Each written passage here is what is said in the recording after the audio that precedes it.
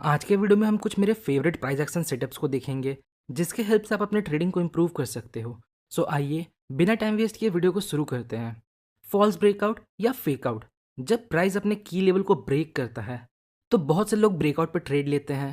For example, अगर resistance level break होता है तो हम लोग ट्रेड लेते हैं, बट अगर ब्रेकआउट होने के कुछ कैंडल बाद ही अगर प्राइस वापस रेजिस्टेंस के नीचे आ जाए तो इसे हम फेक ब्रेकआउट बोलते हैं। और फेक ब्रेकआउट के बाद मार्केट तेजी से अपोजिट डायरेक्शन में जाता है। पहले इसके पीछे का लॉजिक समझते हैं। देखिए, जब ब्रेकआउट फेल हुआ तो यहाँ बहुत से लोगों का स्टॉप लॉस हिट हुआ। मतलब जिन लोगों ने ब्रेकआउट पर बाई किया था उनका स्टॉप लॉस हिट हुआ, और उनका स्टॉप लॉस मतलब सेल ऑर्डर। नेक्स्ट, और यहाँ बहुत से ऐसे भी ट्रेडर होंगे जो इस फेक ब्रेकआउट को आइडेंटिफाई कर यहाँ शॉर्ट का पोजीशन बनाए होंगे, जिससे यहाँ मार्केट और नीचे आ जाता है। यहाँ तक तो आपको सब क्लियर होगा। नाउ फेक ब्रेकआउट पर ट्रेड कैसे ले ये तो आगे हम देखेंगे, पर उससे भी ज़्यादा इंपॉर्टेंट बात यह है कैसे आप फेक ब्रेकआउट को आइडेंटिफाई कर उससे बच सकते हो, वो पहले देखते हैं। तो इसके लिए हम कुछ इंडिकेटर्स और प्राइस एक्शन का यूज़ करेंगे। आइए डायरेक्ट एग्जांपल की हेल्प से समझते हैं ताकि आप कंफ्यूज ना हो। यहाँ देखिए, ये हमारा रेजिस्टेंस है। Next, price big candles form करते हुए रेजिस्टेंस को ब्रेक करता है। अब यहाँ बहुत से लोगों को ये लग सकता है मार्केट बहुत बुलिश है और मार्केट बिग ग्रीन कैंडल बनाते हुए रेजिस्टेंस को ब्रेक करता है, अब ये और ऊपर जाएगा। आइए आगे देखते हैं क्या होता है।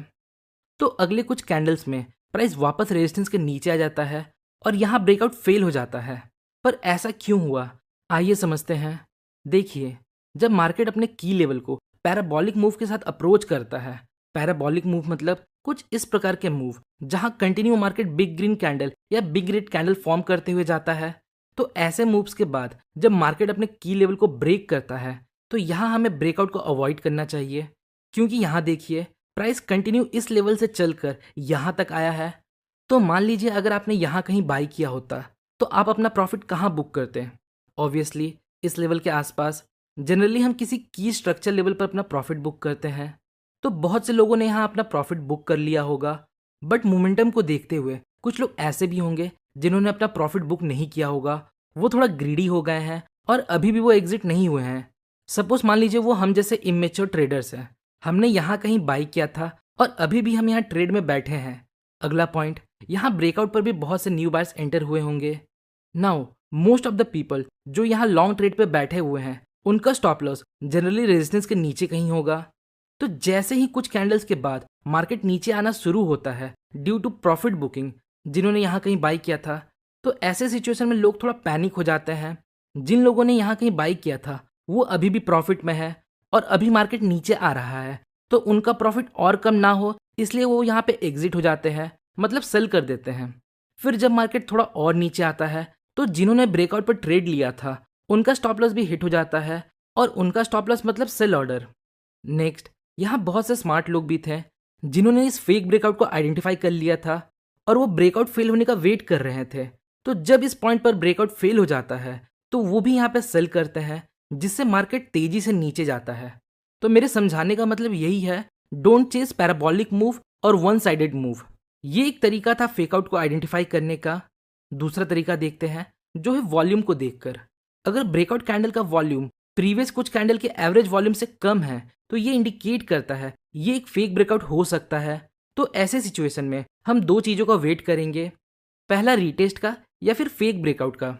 अगर मार्केट लो वॉल्यूम के साथ की लेवल्स को ब्रेक करता है तो most of the time market अपने की लेवल के पास वापस आता है, और फिर यहाँ हम किसी तरह का रिजेक्शन या फिर कैंडलस्टिक पैटर्न के बेस पर एक ट्रेड ले सकते हैं।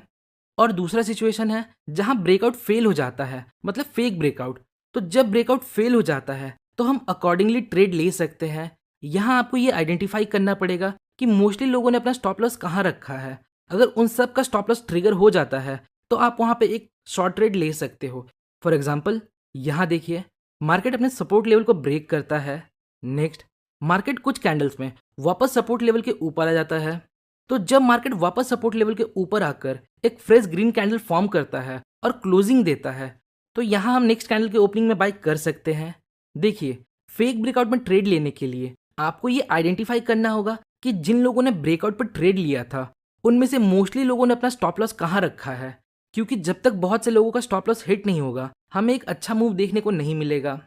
और फेक ब्रेकआउट ट्रेडिंग का मोस्ट इंपॉर्टेंट पार्ट है लोगों का स्टॉप लॉस पता करना कि जिन लोगों ने ब्रेकआउट पर ट्रेड लिया उनका स्टॉप लॉस आखिर है कहाँ। कहने का मतलब मोस्टली लोगों ने स्टॉप लॉस कहाँ रखा होगा।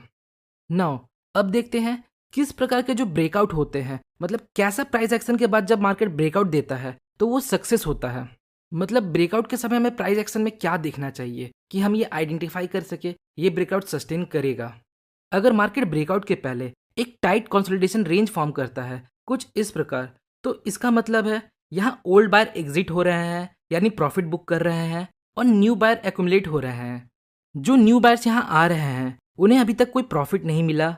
नेक्स्ट यहाँ ब्रेकआउट होता है, फिर यहाँ ब्रेकआउट ट्रेडर्स एंटर होते हैं।